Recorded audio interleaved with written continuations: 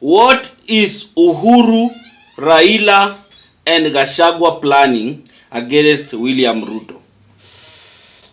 That is the question that I'm begging from you people.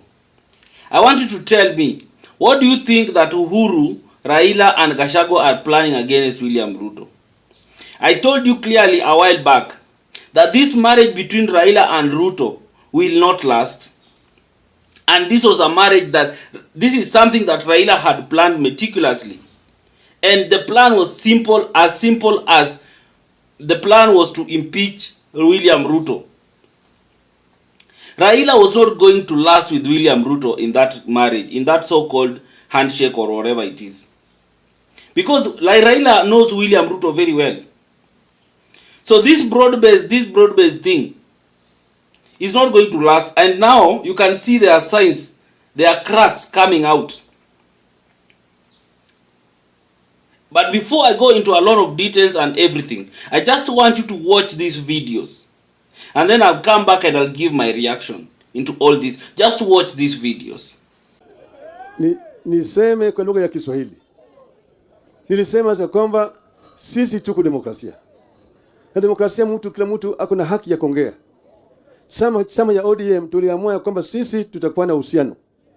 Lakini kukuwa na uhusiano sio kusema kwamba sisi yote tumeingia kwa serikali. There is no collusion between ODM, and UDA. But it is an arrangement which is based on an MOU which was signed between us, and it was on open daylight.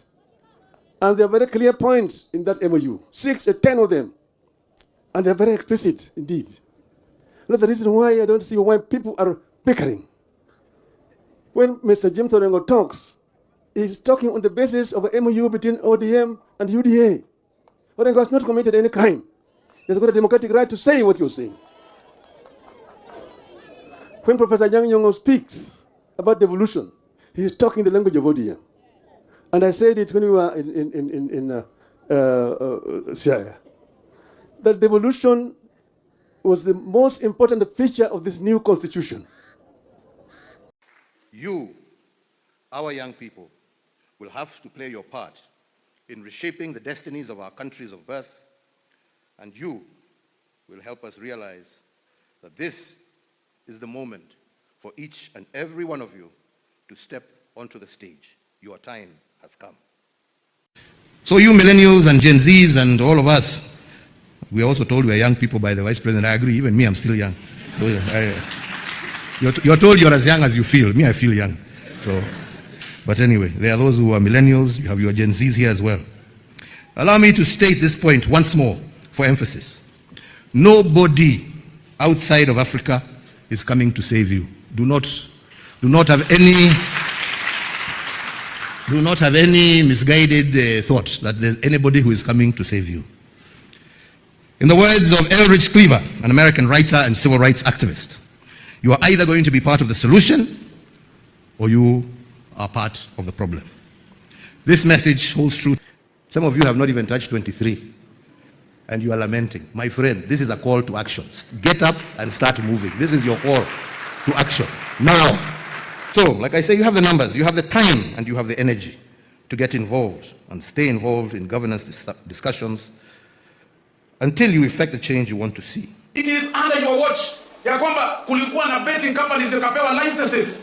Zikapewa licenses betting company 200. Wacha ku criticize wakati wewe mwenyewe ndio umekosa. Wewe mwenyewe uko uongozini ndio umekosa. Ukiwa retired as an MP, as a president, as an MCA, toa mdomo kwa wale ambao wako. The leaders calling out Kenyatta for what they termed as doublespeak, saying it was ironical that he was fashioning himself as the defender-in-chief of the youth while he allegedly denied them opportunities while in office. Alimteua mzee Mudi Yaori akiwa na miaka 91 kuwa chairman ya Sports Fund. Akisema anapenda vijana, ule ndio unafisi ambaye inafanya Yesu awezi akarudi saa hii mpaka ule mzee ya zamani Uhuru Kenyatta abadilishe mawazo yako. It is very ironic, it is very absurd, very uncouth and becoming. You've been in an office, sasa unarudi unaanza kukosoa hao watu instead of enjoying retirement. I've seen those videos and you can see clearly that Uhuru is attacking, but he's attacking through the Gen Zs. Why is Uhuru, who is a retired president, inciting or asking the Gen Zs to be active, to rise up and take up their country and to make sure that I stand up to the occasion. Why? Uhuru is someone who should be now retiring na akai nyumbani and relax. Why is he so active? Why is he still active in Kenyan politics? That is what we want to look at. And then look at Raila. Raila coming out to tell people to defend Orengo. To tell people that no, do not do this, do not do this. Let Orengo express himself. Let Sifuna express himself. Yet they are in the same broad-based government. Yet there are some people still in that same ODM who are defending this broad-based thing. Why? You need to ask yourself those simple questions. And then another thing, you remember very well that since the handshake between William Ruto and since Gachagua was impeached, and this handshake thing between William Ruto and Nani happened, you have not seen Gachagua attack Raila in any shape or form. Why? Have you seen Gachagua attack Raila in anything? No. In fact, we saw a photo of Gachagua and James Orengo. It's as if they were in a meeting and they were very, very happy. So we want to understand, why are these three people? It seems like these three people are working together. And what is the end goal? What do they want to achieve with all these things that they are doing? Because there is someone who is being played, and that person is definitely William Ruto, who is being played. So before I go into the details of everything, if you are coming here for the first time, I would like you to take a second to subscribe and to hit the notification bell, so that anytime I post a video, you will always be the first to watch. So kindly do so, na kama kawaida, I'll be back.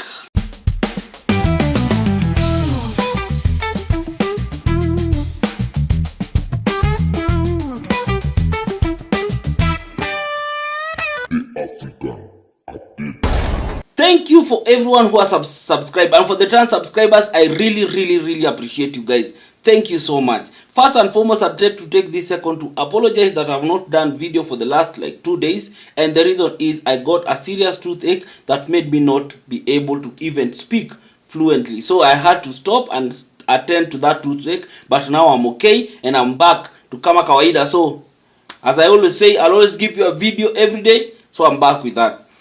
So back to our video. I have said, and I said a while back, that Raila is not somebody who gets into something without knowing where he's going. And Raila, I remember there's a time a while back, Raila said that if there's someone he understands very well, and if there's someone he can handle and control, is none other than William Ruto, because he understands William Ruto very well. Raila said this a while back, before even the 2022 general election. He said that he understands Ruto very well. Na kama kuna mtu haizi kuwa threat kwake is William Ruto. And then he came back after election ya 2022, and Ruto became the president and everything, and Ruto, he told in the front of everyone, he said that Ruto anajua Ruto vizuri. So hizi kelele zote zenye Ruto anafanya na watu wake na kimbia hivi, anajua Ruto vizuri, that Ruto atatulia na Ruto atapoa. And people laughed, and Ruto was there. Even Ruto laughed. Raila had a plan when he was doing this handshake with William Ruto. And even this thing that you see James Orengo and Sifuna and Professor Anyang' Nyong'o are attacking, are not supporting broad-based, and others are supporting. That is Raila's plan. That is Raila. That is who Raila is. Raila is a schemer. Raila amefanya hiyo kitu deliberate because he wanted to keep the government busy. He wanted to keep the government second guessing. Because angeingia mzima.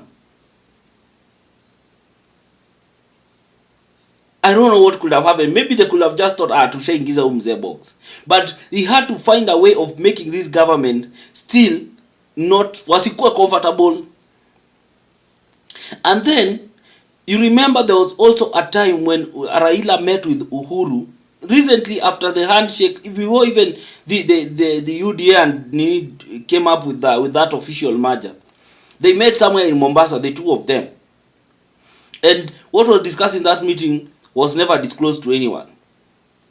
And then later, before even everything happened, before even Gachagua was impeached, you remember Gachagua met with Raila. They also had a secret meeting a while back.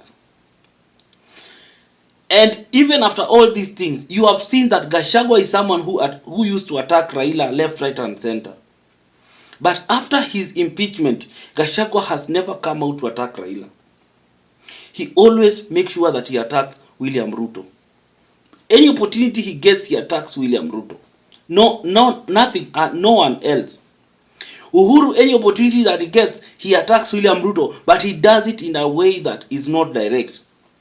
After the Gen Zs, you have seen Uhuru come out so boldly to tell the young people, rise up, rise up, rise up, rise up, take up these positions, take up this, take up your space. No one is going to save you from everything. Why? You remember when Ruto campaigned against the hustlers versus the dynasties.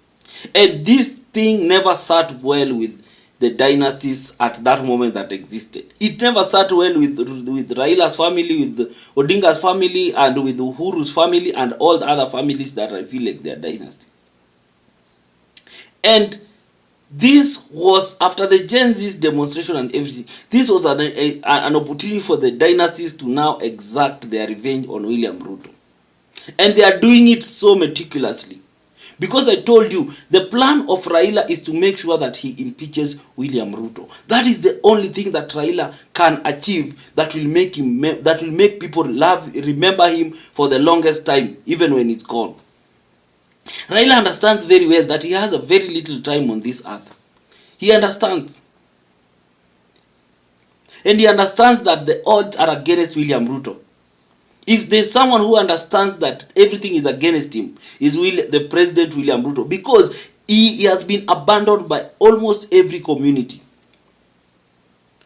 And you can see even when he was making his speech, he said, like, he was like just showing people that, hey, why it not for Raila, right now I wouldn't have been president. Watu wangekuwa wameshanitoa, ningekuwa nimeenda nyumbani. So Raila is like his savior. But William Ruto, what he doesn't understand is that when it comes to now playing politics and being the master at it, no one beats Raila at that. William Ruto is a smart president. He's a smart politician. But when it comes to now playing politics, like hakuna mwenye anashinda Raila kwa mind game na kucheza siasa. No one else. And you can see where he has placed William Ruto. William Ruto has been placed in a corner whereby if Raila pulls out the plug, ameisha completely. And you see, this is what these people are doing. Gachagua has been sent deliberately to consolidate the Mount Kenya support.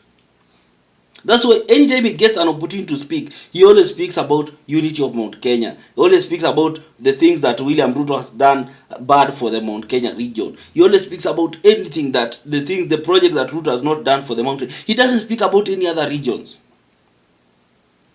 That was the aim of Gachagua. And now the President Uhuru Kenyatta understands very well that he's loved by the young people. Young people loved Uhuru. They loved him very much. And he understands this very well. So the plan for Uhuru is just now to come out and to bring out the Gen Zs to make sure that they stay active. So that in case anything comes out, they will always stand out. So yeye anapiga your side. And that's why you see akipiga, he gets attacked. Oh, nini. Of course he doesn't care about those attacks. Those attacks by akina sijui akina nani, these small people, he doesn't care about it. And then Sasa Raila now has the real numbers. Because I told you, and I'm telling you this one for free. If Raila right now decides to impeach William Ruto, trust you me, hakuna mahali penye Ruto atapotelea. Ataponea nowhere.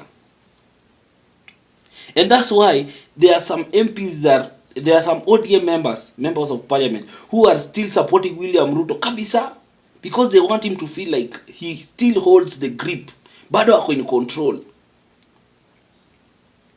And then there are few wenye wanaleta commotion, and these few people are si wenye wanaweza muimpeach. They are not in the they are not in the nini. They are not like James Orengo cannot impeach him, and then there are some nini. But members of parliament unapata wengi wako na William Ruto. That is mind game they are playing. For me, I know that Raila Odinga, Uhuru, and Gachagua have a plan, and that plan is to send William Ruto home. That plan is to send William Ruto home. And trust you me, there is nowhere William Ruto, if they bring that motion, there is nowhere William Ruto will survive ataponea hakuna. So the plan is simple. The plan is to make sure that even the little members of parliament that are still supporting William Ruto wamechukuliwa. And then he remains with the very insignificant members of parliament. Because you can see, the Matiang'i project is being pushed deliberately so that the Kisii, the Gusii members of parliament, the Gusii senators, the Gusii politicians can still now feel like, no, we need to now leave William Ruto to Kuje side. So the only person who will remain with William Ruto from the Kisii region maybe will be Osoro. Osoro peke yake ndiye atabaki huko. And maybe in Mount Kenya, maybe nani peke yake ndiye atabaki huko. Kimani Chungwa. So they want to make sure that before they now pull the last plug, they have exhausted, they have pulled everyone to their side. Everyone that they need, all the members of parliament, all the senators that they need, they have brought them to their side. Because when it comes to impeachment of the Senate, they only want to leave William Ruto with the senators from Rift Valley. Those are the senators peke yake wanataka kumwachia. But all these others wakuje hii side. So the unity between Raila, Gachagua and Uhuru is a unity of purpose. Is a unity that is going to be to achieve something. And trust you me, if that motion is brought of impeaching the president, that is one motion that will be backed by so many Kenyans. So many Kenyans are going to back it up. That is the truth. Especially the Gen Zs. And that's why they are activating the Gen Zs. So that when that motion is brought, trust you me, wa Gen Zs watairukia kaa kitu ingine. Because that is what they have been waiting for. For the Gen Zs, they just don't care. They just want this person to go home. He has done more harm than good to them. So they're just waiting for the right opportunity time to push their agenda. It's going to be hard for our president hapa mbele. That is the truth. It's going to be messy for our president hapa mbele. With Raila, the Raila I know is going to be messy for the person. And this person that you are criticizing Raila, you are soon going to love him so much. You are soon going to love him so much. Those people who have been calling him most sorts of this nini na nini, you are soon going to love him so much. Because the truth of the matter is that Raila has no interest of being president. Raila doesn't want to be president. Kabisa. He's very clear on that. Raila just wants to make sure that he has done something, that you people will remember him even when it's gone. He's good at that. So I don't know what you think. You can put your views there in the comment section. What do you think? For me, I think there's a scheme, there's a plan for all these things. Because all these things are not coincidence. Gachagua knows very well that ODM impeach were part of the people who impeached him. But he has not been attacking Raila or talking about ODM in any shape or form. And then Uhuru coming out and everything. So what do you think? Share it in the comment section. But I always remind you, remain respectful, remain objective. This is politics, this is game. This is a game of numbers and a game of Korayote. So tell me what you think in the comment section. But if you still want to support this platform, I have a till number right there now. You can send whatever thing you feel, 10 bob, 5 bob, 3 bob, whatever amount. You can always support this platform grow. Anyway guys, thank you. Until next time, bye.